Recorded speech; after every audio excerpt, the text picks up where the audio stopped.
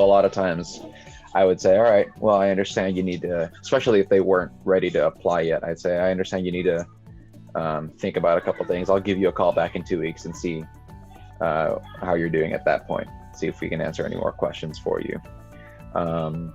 So there was never any pressure on them to do any, I guess, work on their end. And so when I would follow up with them, in 2 weeks time or a week later, we'd have to rehash a lot of the stuff that we'd already talked about in the 20 minutes, half an hour time period we just spent.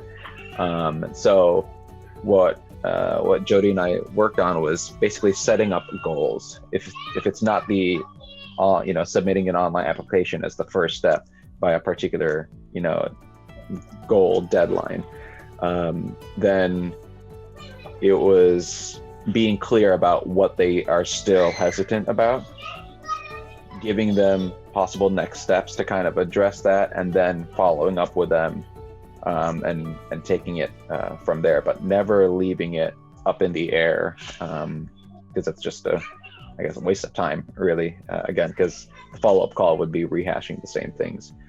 So that's been really helpful, because my follow-up conversations have been, oh yeah, I haven't really had a chance to look at that, sorry about that.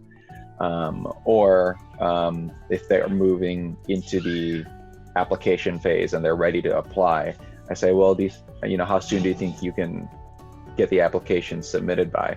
A lot of them will actually say, yeah, I can get the online application submitted this week, and which is great. But if not, I'll usually follow up, well, do you think you can at least submit the online application within the next 2 weeks? And this, yeah, I think I can do that. And it gives it adds some pressure and it adds some guideposts along the way to the application process, so they're not just spinning at the front end of the application process.